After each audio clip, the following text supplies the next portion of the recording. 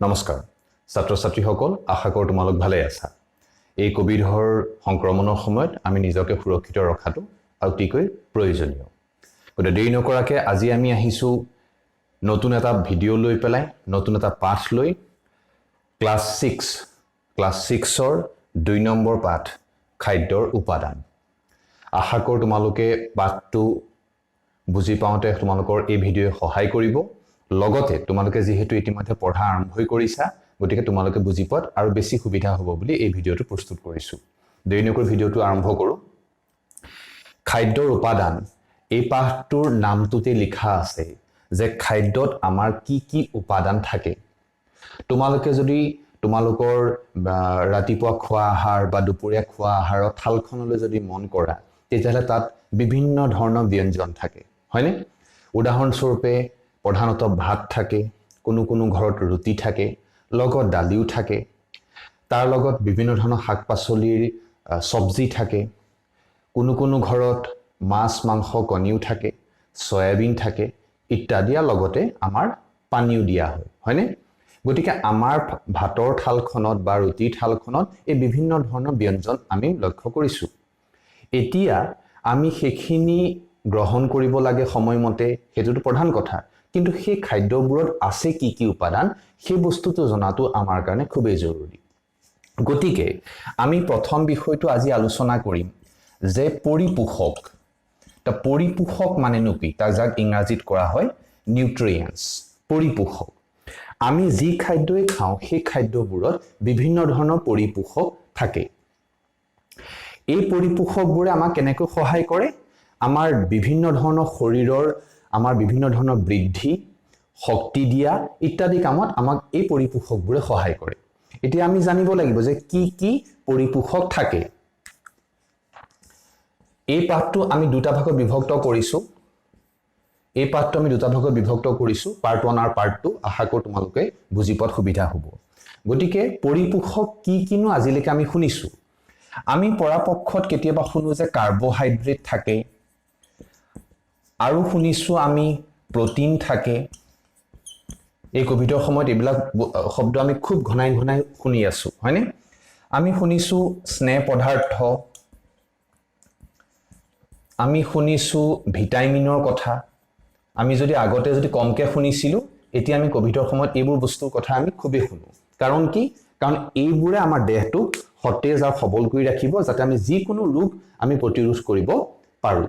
হ'ব গতিকে প্ৰথমতে যদি আমি চাওঁ যে কাৰ্বোহাইড্ৰেট নো কি সাধাৰণ ভাষাত ক'বলৈ গ'লে আমি যি আমাৰ অসমৰ নিচিনা ঠাইত যি আমি আমাৰ ভাত আমাৰ প্ৰধান খাদ্য হিচাপে গ্ৰহণ কৰোঁ ভাত আলু ৰুটি এই সকলোবোৰ হৈছে কাৰ্বোহাইড্ৰেটৰ প্ৰধান উৎস আৰু তাক কি হিচাপে থাকে যে শ্বেতসাৰ হিচাপে থাকে শৰ্কৰা হিচাপে থাকে মানে চেনি হিচাপে থাকে এই খাদ্যবোৰৰ মাজত সোমায় গতিকে আমি উদাহৰণস্বৰূপে ধৰিব পাৰিছো যে কাৰ্বোহাইড্ৰেট বুলি কোৱাৰ লগে লগে আমাৰ প্ৰথমতে মনলৈ আহিব ভাত ৰুটি এইবোৰৰ কথা আলু চেনি ইত্যাদিৰ কথা তাৰ পিছতে যদি আমি যাওঁ যে প্ৰটিন ক'ত পোৱা যায় উদাহৰণ দিলে তোমালোকে কথাটো বুজিব পালে বেছি সুবিধা হ'ব আমি মাছ মাংস কণী খাওঁ হয়নে দালি খাওঁ সয়াবিন খাওঁ এইবিলাকত কি থাকে প্ৰটিন থাকে তাৰ পিছতে আৰু এটা আছে স্নেহ পদাৰ্থ মানে তেলৰ কথা কৈছে আমি যিকোনো ব্যঞ্জন যেতিয়া মায়ে ৰান্ধে বা দেউতাই ৰান্ধে তেতিয়া আমি লক্ষ্য কৰোঁ যে সেই খাদ্যৰ ওপৰত আমি তেল ব্যৱহাৰ কৰোঁ হয়নে বাদাম কাজু এইবোৰত কি থাকে তেল থাকে তো সেইবোৰক আমি ক'ব পাৰোঁ যে সেইবোৰ হৈছে স্নেহ পদাৰ্থৰ অন্তৰ্গত বস্তু হৈছে তাৰ পিছতে আমাৰ যদি আলোচনা কৰোঁ যে ভিটামিন বিভিন্ন ধৰণৰ শাক-পাচলি ফল-মূল মানে বিভিন্ন ধৰণৰ ফল-মূল শাক-পাচলি এই সকলো বস্তুতে কি থাকে ভিটামিন থাকে কোনো সময় তোমালোকে নিশ্চয় বুজিব পাৰিছা যে কোনো সময় ডাক্তৰে যেতিয়া যায় দুৰ্বল হোৱা নিচিনা অনুভৱ কৰে তাৰ ভিটামিন দিয়ে সৰু ল'ৰা-ছোৱালীকো দিয়ে ডাঙৰ মানুহকো দিয়ে ভিটামিন বিভিন্ন ধৰণৰ ভিটামিন আছে আমি পৰৱৰ্তী ক্লাছত আলোচনা কৰিম ভিটামিন কি প্ৰকাৰৰ আছে কোনটো ভিটামিনৰ কি কাম আমি সেই সকলোবোৰ আমি আলোচনা কৰিম সংক্ষিপ্তকে হ'বনে সো এতিয়া আমি যদি যাওঁ যে প্ৰথম বিষয়টো আছে উপকৰণটো আমি বুজি পালো পৰিপোষকটো আমি বুজি পালো নিউট্ৰিয়েন্টস বুজি পালো কি নিউট্ৰিয়েন্টস থাকে তাৰ পিছতে আমি আলোচনা কৰিব লাগিব যে খাদ্যত যে কাৰ্বহাইড্ৰেট আমি খাদ্যত কি হিচাপে পাইছো অলপ আগত কৈছিলো যে শ্বেতসাৰ বা আমি শৰ্কৰা হিচাপে আমি খাদ্যত পাওঁ গতিকে আমি পৰীক্ষা কৰি চাব বিচাৰো তেতিয়াহলে আমি বিদ্যালয়ৰ শিক্ষক শিক্ষয়িত্ৰীৰ সহায় ল'ব পাৰো বা আমি মা দেউতাৰ সহায় ল'ব পাৰো কিন্তু তোমালোকে যোগাৰ কৰিব লাগিব আয়োডিনৰ দ্ৰৱ তা আয়োডিনৰ দ্ৰৱ তোমালোকে বিদ্যালয় পৰীক্ষাগাৰত নিশ্চয় পাবা তা স্কুল যেতিয়া তোমালোকৰ ভালকে খোলা আৰম্ভ কৰিব তেতিয়া তোমালোকে নিশ্চয় পৰীক্ষা কৰি চাব পাৰিবা যে আয়োডিনৰ পৰীক্ষাৰ দ্বাৰা আমি খাদ্যত শ্বেতসাৰ অৰ্থাৎ কাৰ্বহাইড্ৰেট আছে নে নাই আমি প্ৰমাণ কৰিব পাৰো হৈছে শ্বেতসাৰৰ পৰীক্ষা কি কৰিব লাগিব তাৰ কাৰণে মই তোমালোকক এবাৰ দেখাব বিচাৰিছো যে শ্বেতসাৰৰ পৰীক্ষাৰ কাৰণে ইয়া ধুনিয়াকে পৰীক্ষাটো উল্লেখ কৰিছে তোমালোকে অকন মন দি চাবা যে যিকোনো শ্বেতসাৰ উৎস আমি ভাতও ল'ব পাৰো আমি ৰুটিও ল'ব পাৰো আমি সেই অংশখিনি যদি সামান্য পৰিমাণৰ আয়োডিন দ্ৰৱ মানে লঘু কৰি ল'ব লঘু মানে তাক পাতল কৰি ল'ব অলপ পানী মিহলাই তাক পাতল কৰি ল'ব লাগিব তাৰ যদি আমি কেইটোপাল মান 2-3 টোপাল যদি সেই ৰুটি ছটাৰ ওপৰত যদি আমি প্ৰয়োগ কৰো তেতিয়া হলে সেই প্ৰয়োগ কৰাৰ লগে লগে সেই অঞ্চলটো কি হ'ব কোলা নীলা ৰঙৰ পৰিণত হ'ব যদি নীলা আৰু কোলা ৰং পৰিণত হয় তেতিয়া আমি বুজিম যে সেই খাদ্য হৈছে কাৰ্বহাইড্ৰেট যুক্ত খাদ্য মানে শ্বেতসাৰ থকা খাদ্য হ'বনে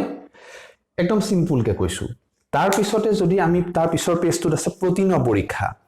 যদি আমি খাদ্যত প্ৰটিন আছে নে নাই পৰীক্ষা কৰিব লাগে তাৰ কাৰণে আমাক আকৌ দুটা দ্ৰৱ লাগিব প্ৰথম দ্ৰৱটো লাগিব তোমালোকৰ বহি কিতাপত সুন্দৰকে দিয়া আছে কপাৰ সালফেট দ্ৰৱ কেনেকৈ বনাব লাগে আৰু তোমালোকৰ কষ্টিক সোডা দ্ৰৱ কেনেকৈ বনাব লাগে স্পষ্টভাৱে দিয়া আছে যে আমাক দুটা লাগিব আমি যদি প্ৰটিনৰ পৰীক্ষা কৰিবলৈ যাওঁ তেতিয়া আমাক দুটা বস্তু লাগিব এটা লাগিব আমাক কষ্টিক সোডা দ্ৰৱ আৰু এটা লাগিব আমাক কপাৰ সালফেটৰ দ্ৰৱ এতিয়া প্ৰটিনৰ কাৰণে আমি যদি গোটা কিবা বস্তু লওঁ কণীয়ে লওঁ যদি প্ৰাণীজাতীয় লওঁ তেতিয়াহলে কণী বুলি ক'ব লাগিব কণী মাছ মাংস ক'ব লাগিব আৰু যদি উদ্ভিদজাত ললে আমি বিভিন্ন ধৰণৰ ইয়াত আছে চোৱা এয়া প্ৰাণীজাতীয় প্ৰটিন এয়া উদ্ভিদজাতীয় প্ৰটিন ইয়াত বিভিন্ন ধৰণৰ আছে তুমি মন কৰিছানে ইয়াতে মটৰ আছে ৰাজমাহ আছে বিন আছে ৰহৰ দাইল আছে মগু আছে এইবিলাক সব প্ৰটিনৰ উৎস তা আমি যদি গোটা বস্তু লওঁ কিবা আমি গুৰি কৰি লওঁ আৰু গুৰি কৰি লৈ পেলাই আমি এটা টেষ্ট টিউব মানে পৰীক্ষাগাৰ তোমালোকৰ এটা টেষ্ট টিউব আছে আমি টেষ্ট টিউবত লৈ পেলাই অলপ পানী মিহলাই ৰাখিম তাৰ পিছত আমি কি প্ৰয়োগ কৰিম আমি প্ৰথমে প্ৰয়োগ কৰিম কপাৰ সালফেটৰ দ্ৰৱ 2 টোপাল কপাৰ সালফেটৰ দ্ৰৱটো প্ৰয়োগ কৰাৰ পিছত আমি প্ৰয়োগ কৰিম 10 টোপাল মান কষ্টিক সোডা দ্ৰৱ তেতিয়া আমি কি ৰঙৰ পৰিৱৰ্তন দেখা পাম তেতিয়া আমি দেখা পাম যে বেঙুনীয়া কি ৰঙৰ পাৰ্থক্য দেখা পাম বেঙুনীয়া শ্বেতসাৰৰ ক্ষেত্ৰত কি কৈছিলো যে যেতিয়া আমি শ্বেতসাৰ জাতীয় খাদ্য যিকোনো ৰুটি হ'ব পাৰে ভাত হ'ব পাৰে যদি আমি তাত যদি আয়োডিনৰ দ্ৰৱ মিহলাও কোলা নীলা ৰং এটা পৰিণত হ'ব কোলা নীলা ৰঙলৈ পৰিণত হ'ব আৰু যদি প্ৰটিন আছে নাছে পৰীক্ষা কৰো তেতিয়াহলে তাৰ ৰঙৰ পৰিৱৰ্তন হ'ব বেঙুনীয়া গতিকে আমি বুজিব পাৰিছো যে বেঙুনীয়া হোৱাৰ লগে লগে বুজিম যে সেই খাদ্যত কি আছে প্ৰটিন আছে আৰু এটা সিম্পল এটা দিছে তোমালোকৰ চোৱা যে স্নেহৰ পৰীক্ষা স্নেহ পদাৰ্থ স্নেহ মানে মই অলপ আগত ক'লো স্নেহ জাতীয় পৰীক্ষাটোৰ কথা যেটো ক'লো যে স্নেহ জাতীয় খাদ্যৰ যেটা আমি পৰীক্ষা কৰিম একদম সিম্পল এটা দিছে সেটো হৈছে স্নেহ মানে তেল বাদামৰ তেল থাকে হয়নে তুমি নিজে দেখিছা যেটা তোমালোকে চানাচুৰ খোৱা বা সব মিছল যে খোৱা সেই মিছল খাওঁতে যদি কেতিয়াবা যদি তোমালোকে বাদাম খোৱা সেই কাগজখন অলপ সময় যদি থৈ দিয়া সেই কাগজখনৰ ৰোলটোত কি হয় তেলৰ দাগ কিছুমান পৰিবলৈ লয় হয়নে বা কাপোৰত যদি আমাৰ কেনেবাকে তেল পৰিলে তেতিয়াহলে লগে লগে মা বা দেউতাই কয় নহয় লগে লগে সাফা কৰি দিয়া নহলে তেলৰ দাগ নাযাব সহজে তেতিয়া কি হয় আমি সিম্পল যদি কাগজ এখনে যদি আমি সেই বাদাম জাতীয় তেল জাতীয় বস্তু মানে বাদামে হওক বিভিন্ন যিকোনো তেল যদি হয় তাত আমি তেলৰ দাগ কিছুমান দেখা পাম আৰু সেই তেলৰ দাগটো আমি স্পষ্টভাৱে দেখা পাম সেইটো কোনো মানে ধৰণৰ বেলেগ আৰু কোনো ধৰণৰ দ্ৰৱ মিহলি কৰিব না আমি নিজে বুজি পাম কাগজ দি যদি মেৰিয়াটো তাত যদি তেল লাগিলে মানে তাত কি আছে স্নেহ পদাৰ্থ আছে গতিকে আমি এতিয়ালৈকে শিকিলো পৰিপোষক মানে কি যি আমাৰ খাদ্যত খুবেই প্ৰয়োজন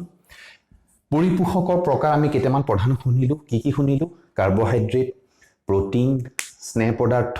ভিটামিন হয়নে আৰু আলোচনা কৰিম খনিজ লৱণ তাৰ পিছতে আমি কৰি চালো শ্বেতসাৰৰ